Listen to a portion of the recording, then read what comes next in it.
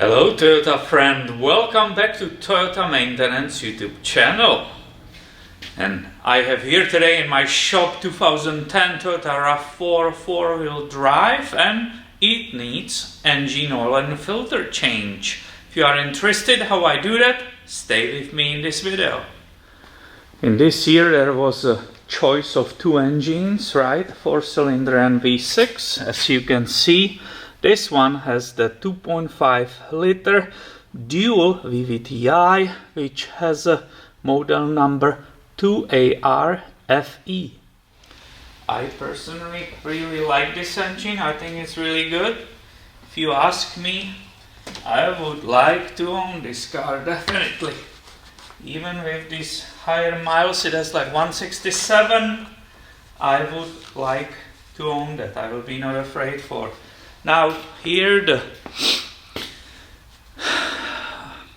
filler cap, right, nicely shows us we will need 5W20 or 0W20 if we want to use the full synthetic. So I remove that. I will also pull slightly the dipstick, right, or fully remove it, it doesn't matter. I'm just trying to create the opening here so the engine oil can perfectly flow out underneath. So I'm ready to lift the vehicle and continue underneath there. RAV4 is nicely in the air, so let's see where is that engine oil pan drain plug, and hopefully you can see it perfectly. It's right here. I brought my oil catching pan system here, right? And to undo these plugs, all of you know it's a 14mm plug, right? So I have that socket here. Let's see how tight it is. Wow, that was tight a lot actually, but it seems to be everything okay.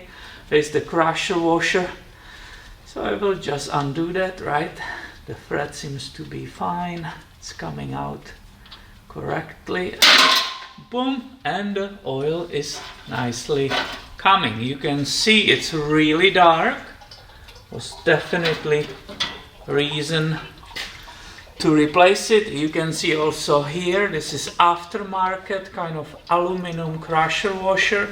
So you can see that was not done at the dealer. There's no sticker on the windshield.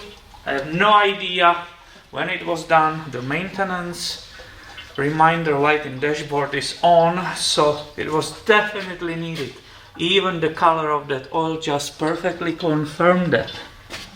While that is draining, we can look together where is located engine oil filter, right? And as you can see here, it's the one which is in that housing. It's a paper element, right, inside of this housing. So how do I remove this filter?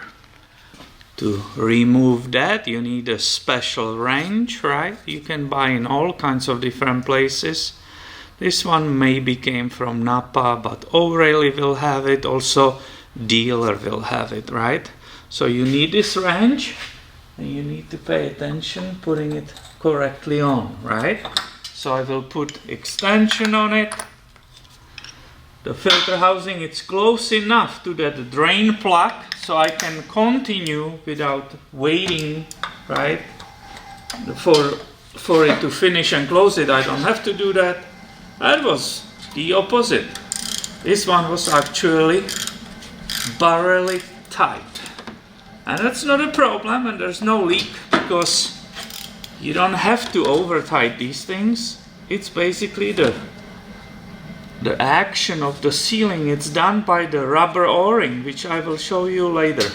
So I partially undo that, but first I want to show you the detail of how it drips, right? You could also remove that silver part. That's basically how Toyota developed it, but it's, in my opinion, waste of time. And when we work on those at the dealer, we just did it this way. Here you can see a little bit that system what I was talking about, removing that silver part which is in the middle. There is a small gasket underneath. When you remove it, you will stick this in it and it will drain the oil which is in that filter housing. But as I said, working at the dealer in past, we just never use that. That always goes in the garbage. And we just replace that large O-ring, which you will see in just a second. So here we are after a couple of minutes. You can still see it's dripping here. Let's get that filter completely out. And here we go. You see, this is what you get when you avoid using the Toyota system. It's totally doable, but these are two options, right? And you can see how it works. Today's exception of the rule, because you know that I always try to use original Toyota parts, but I had no time to get it for this vehicle from the time problem, so we are using aftermarket O'Reilly filter, right? So what do you do here? You clean that whole housing, right? And you are ready for the new filter. You already saw the pouch with the O-rings, right? I removed the other one. And now let's see what happened. Look at this. Unbelievable. Somebody in the past had no idea what they are doing. And look what just happened. This was in the wrong place. And there is still original, completely flattened rubber gasket. Look at it. Wow. This is unbelievable. This is the first time that happened to me. There were two gaskets. This is the new one, right? New replacement. Unbelievable what we can discover, right? It's always something new what we never saw before. So I'm going to take the new O-ring and put it in the correct groove. Right? I still have a little bit of oil on it, but you lubricate the surface so it's easy to put it in. Now you take the new filter, right? That's the filter element, nicely inside, and I'm ready to put it back. I'm also going to clean inside of that housing using a clean rag, right? That's right there. And I'm finally ready to take this entire part, right, and nicely put it in. You catch the thread and carefully start entering it. Now I feel it slow down, right? I feel that gasket, so I'm not rushing this. I don't want that gasket be pinched or something, so I give it time to nicely go inside, and I basically keep turning it by the hand until it will hit the very end. Let's see. That will be soon. Right, boom, I'm probably there right now. Now if you look at that brochure, and also it's written on that housing itself, it's supposed to be torqued to the 25 Newton meters only, which is little, right? And again, it's not how hard you tighten it to make the seal, it's that rubber O-ring which is creating the correct seal. So please don't over tie this. We had situations, right, at Toyota, it was so tight we couldn't get it off, and then that plastic can break. The whole housing, it's made of plastic. So please, there's no reason to over tie it, because there will be no leak in this case either. And this is like 20 minutes later and it still keep dripping. It's pretty unbelievable. So these drain plug bolts supposed to be nice and snug, right? If you want to have a number in this steel pan, should be 40 Newton meters, or if you don't have a torque wrench, nice and snug. Of course, you don't want to over tighten it and strip the thread in that pan, so you have to be careful. I finish with cleaning everything dry.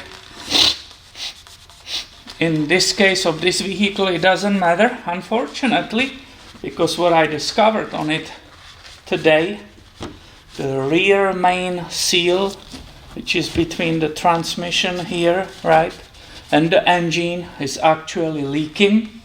There's already a bunch of spots on the floor, so this is all wrapped in the oil, because there is a relatively large leak from that area, which is unfortunate, right? That's a very expensive repair, because this is four-wheel drive and it's extremely time consuming to get to the seal and replace it. Everything was done underneath the vehicle, so the RAV4 is down here, and we will be filling it with the new oil. From different videos, you know this Toyota screw-on funnel, right? That allows me not to make any mess. By the way, when I was inspecting it and I removed this cover, it's completely spilled. The person in past, some of them who were filling this, they spill it all over that entire valve cover. There's a lot of old oil spill residue all over it here. Unbelievable. Now, we have that O'Reilly, right, today supplying us.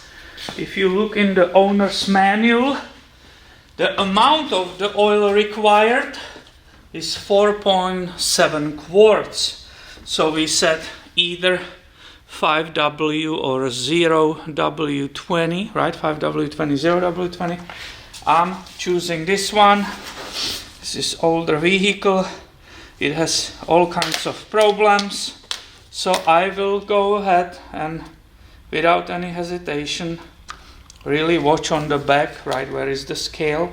I know it takes 4.7 or 4.8, so almost this entire jug is going into it, right?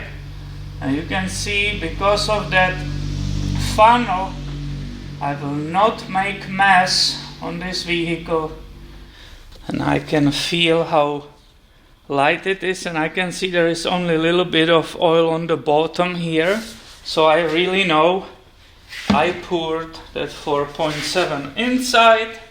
I will be able to remove this funnel, unscrew it again, right? Put that cap back. I always go ahead and make everything dry anyway, right, before I tighten it. And now we can put that engine oil dipstick back. What am I doing here? Alright, this is perfect. I can use the dipstick and just confirm that I have plenty of oil. And if I look, it's above the top mark, right? There is some more, but the level will drop as I will start it up. Engine will spread through the engine, the level on the dipstick will drop to that top point on it, so it will be perfect. I hope this video gives you a good idea how the service is done, right? Maybe even encouraging you to do it by yourself, maybe, who knows. If you like it, give it thumb up and make sure you are subscribed, because I have way more videos coming your way soon. Thanks for watching and have a great day, my friend.